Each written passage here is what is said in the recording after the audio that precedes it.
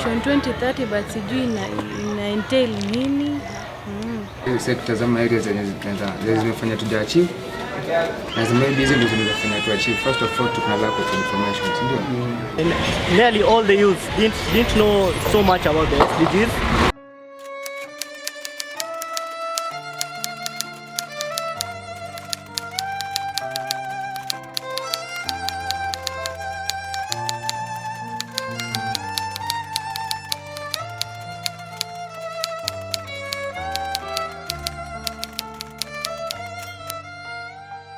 My name is Joe. I'm a governance trainer at the Global Platform, and recently we've done a lot of trainings on SDGs, and we've done a survey on SDGs, and today we are at Mukuru kwa Ruben, which is 8 kilometers from the city center of Nairobi, and we were just talking to young people about sustainable development goals and to find out what they think about sustainable development goals and how they together can make sure that these sustainable development goals are reached. Daro class moja ina hold kama watu karibu 80. Hao watu 80 mwalimu wezi kuwa sustainable kuangalia wote, aone wewe umefanya homework ama umefanya ile works yenye amekupea, na labda atashughulika nao 5 wa mbele ama hilo ya watu 10 wa mbele. Wale wengine huko nyuma unaona hakuna mwalimu hajajua amesoma ama ameandika ama hajafanya nini, alikuwa na doza ama kwa nini. So hata mimi niko hiyo story ya quality education bado hapo gava inafaa iwe. Hata mimi ni paro lack of partnership. Unaona? Maboys rubia tunanga umoja. Unaona? Ile kushikana na kuwa strong ndio inapanga shida. Ile compact majority unaelewa? Kidogo lakini mko hard kupasua. They are saying that Kenya will be an industrialized country by 2030. So everybody has been working around to make sure that it is attainable. But given the fact that corruption has entered into the technical fields, this may not be achieved. Behind me is one of those examples of the biggest challenges that they go through, and one of them is the goal number 6, which is very keen on hygiene and water and sanitation. And as you can see, this is just the smallest bit of the biggest problem. Yeah, with me today are some of the participants that attended my training on SDGs, and we are working together to just see how the young people of Mukuru are engaged with the SDGs, and maybe they can tell us what they think about the whole thing. As an environmentalist, I was very keen on the goals that touched on environmental conservation, and as you can see now, I am very upset at the situation, at how things are. There's waste all over, and yet we have a bin waste collection company over there. It's just sad to see such a situation. It would be good if something was done about the situation. So as part of our training, we did a survey, and one of the places we conducted a survey was at Mukuru kwa Ruben slums, which is right behind us. And we came to assess the relevance of if SDGs are relevant to these people, and getting the information to people is the right way of achieving these SDGs.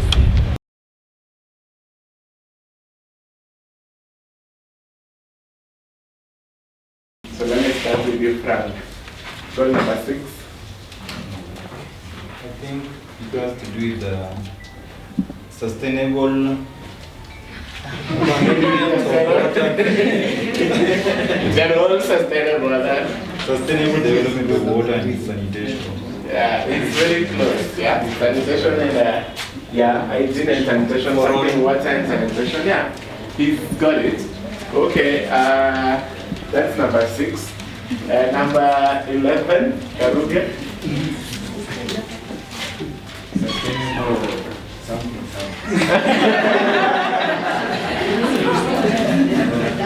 So who is Karuga at Family Health Options Kenya? I'm first of all Kevin Karuga.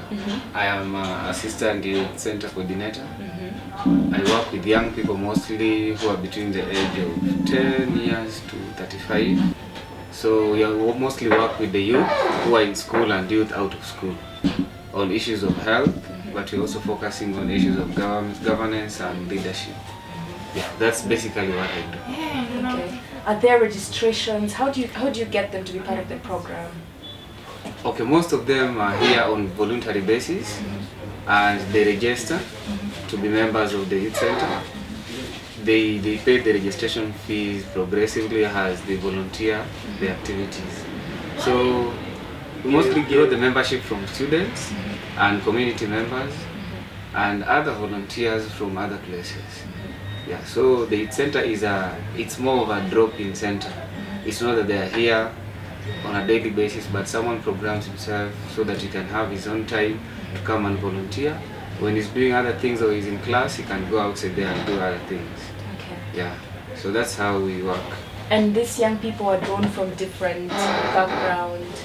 Yeah, definitely. Ethnical backgrounds. Yeah, they're drawn from different ethnical backgrounds, different settings. Yeah. Others are from slums, others are from good estates, others are school dropouts, others are in the universities, colleges. So it's a diverse group. Okay. Yeah, we even have people with different sexual orientations. Alright. Yeah, meeting here. Okay. Well, Karuga, Eldoret was one of the cities that were badly hit during the post-election violence. How do you get to actually work with these young people who are from different ethnic background without, how do you make them work together in cohesion without really feeling like someone is coming from a different tribe that I'm not coming from? Okay. Have you experienced such cases and how do you deal with it? We have experienced such cases. More so when they come from the institutions of higher learning. You have had these cases where institutions are having issues with negative ethnicity before going for elections, like the ones which happened recently in University of Eldoret and Moi University. And these are the colleges in town. So when they come here, we use human rights. You know, we mostly focus on sexual rights, but we also use the broader human rights to make people appreciate people from different backgrounds. So when they are here, we make it, we zero rate things. They are in a level ground where they should interact. No discrimination, no stigma. Because we even have young people who are HIV positive in our center. So we try as much as possible to discourage people from bringing in negative aspects from their community or their institutions. Well, early on I understand that what this organization does is it trains young people to go back and train the community. Yes. Have you got any cases of such tribal issues or back in the community? Yeah, we have got such cases. Yes. And we have tried to work with other community-based organizations and civil society organizations. Like we work closely with Transparency International, with ICJ, and Freedom of Information Network. We take advantage of our reproductive health outreaches to address other issues. Like for example, we work also with Maskani Kenya. They come all the way from Nairobi so that we can discuss such issues in our community. And on 17th of October, we are going to have a session in Moi University main campus, whereby we are going to bring the students together so that we can discuss the issues of negative ethnicity among students, mostly in relation to their elections. So that's a session whereby we sit, we discuss what causes these issues, how can we deal with them, and how can we make positive influence in our community. So we experience such cases, but as an organization we cannot handle everything. So we have to work with partners. Yeah, like some of our members are trained on governance at global platforms in Nairobi. They apply online and they're taken. They train on other different topics like how to use social media for positive change in the community. So other partners are really helping us a lot to deal with such issues where we don't have the capacity to do. Yeah. Okay. Well, let's say in a year we'll be having elections in Kenya. Your opinion, having talked with these young people, nurtured them, and so far, what can you conclude? In my opinion, what I can say, reflecting back on what happened in post-election violence, or was it 2009, 2007? Yeah. Yes. We have had another election which was okay. Yes. But you know, for a disease to happen, you have signs and symptoms. Yeah. And the signs you are looking at, and the ones we are seeing, which are emerging from universities, is a negative sign. Yeah. And we really don't want such thing to happen. But let's not also forget the lesson that we learned from the previous violence. From my opinion, I really don't think it will happen again. But what I can say is that we have covered up our issues. And the kind of leaders you're going to produce in future, if you look at what is happening, they're not the kind of leaders we envision to have. So we really encourage peaceful coexistence through such programs, but with efforts of partners and early warnings and early interventions to deal with such issues. In this stage, you're going to deal with most of these issues, and it will not happen again. All right. Yeah. Apart from being at Family Health Options Kenya, I also realized that you're also one of the participants at Sustainable Development Goals training. Could you just tell us a little bit about yourself? I'm Mercy Kendi. I'm a farmer. I do tomato farming in a greenhouse, and I also do poultry farming. Yes, I'm also a volunteer here at FHUK, Eldoret Youth Center, where we do community outreach and also other activities that involve sexual reproductive health rights. Yes. You mentioned that you're a farmer. So is it for subsistence farming or is it for commercial purposes? It's commercial farming because I do poultry farming, specifically brown layers. So I sell eggs. And the tomatoes are strictly for sale. Yeah. What's the difference between the brown layers and the... is there white layers? No, it's just a name given to a specific breed of poultry. They are the most effective to use for if you're using them for the purposes of laying eggs, because there are also other people who do poultry farming but of kienyeji poultry. They also get eggs, but it's not specifically for eggs. They can use that one for eggs, meat, you know, but for brown layers, they are specifically, from the time it is a chick to the time it is mature, it is specifically bred for laying eggs. Yeah. That's so interesting. So do you have a market, or rather, how do you sell them? I do have clients from different places. Of course, getting markets sometimes gets hard, especially when you have like a lot of eggs produced at the same time, but it's trying everything. You just try until you get the idea of what's going on, like what time do we need a lot of eggs, what time do we need more meat than eggs. Okay, for how long have you been doing this? This is now 1 year. Yes, I've been doing eggs, brown layer farming for 1 year. I've been doing tomato farming for 6 months. Wow. Okay. Yeah. Is it profitable? Can you look back and say it's been a success at some point? Like any other business, starting off is very, very, very challenging. But if you focus, keep at it, don't give up. You lose one today, tomorrow you gain two. Yeah, you'll benefit. We live in a culture, or rather, where we have a lot of gender roles, and the men are the ones more around farming. Yeah. Have you experienced the same when you're doing this for the last 1 year? Have you experienced any challenge in the community, especially when people look at you and wonder, Mercy, what is this? Yeah. You realize that in most big institutions, for example, these hotels I'm talking about and the schools, the top management are all men.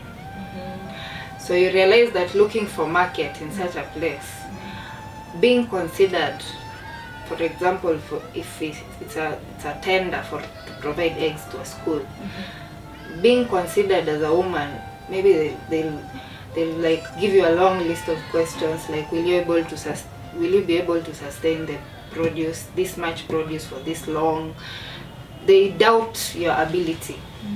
That's quite challenging. How have you been able to be there for the whole 1 year? It's tough. Do you have a brother who's helping you, or it's all for yourself? It's tough. It's very tough. But I think as you continue doing something, the more you gain knowledge, the more people start appreciating whatever you bring to them. For example, if you gain knowledge on eggs and the type of eggs that you get, and maybe someone else is also a large-scale producer and they don't know, you see, you have an advantage over them. So I think the more knowledge we gain, the more experience we gain with whatever we're doing, the easier it is for us to enter the markets. Yeah. Okay. What advice would you give other young girls, maybe who are at home and are scared to venture into this men-dominated roles? First of all, there's no men-dominated roles. If you have, the moment you have that in your mind that this one is for men, you'll never do anything, because practically everything is for men. So the moment you have that mentality, you won't be able to do anything. But you should have the mentality that if I can do this as Mercy, as any other person, if I take the personal initiative to do something, I will do it. Don't say that engineering is for men. For example, in colleges, I have known very many ladies who are very good engineers. Let's say electrical something is for men. You can fix your own bulb at home. Yeah, you don't have to go to get technical for it to be a man's job. Wake up one day, fix your own bulb. Yeah. So are you looking forward to mentor more masses in this area? Yeah, I'm actually hoping to mentor more and to venture into other business activities, which will help me show other ladies that they can also do it. Okay. So when we talk about global development goals, it is so easy when you're attending these big conferences and big forums and hearing these words and nicely coined goals and targets. But when you're on the ground, that's when you see the reality, and that's where you see the importance of ensuring that these goals are implemented. And so we are urging everybody to join hands and stop too much talking and too much rhetoric and writings. Come on the ground, let's make sure that these governments are held accountable and these systems are held accountable to ensure that such systems are corrected, because it is only in correcting these systems that we'll realize these goals and targets.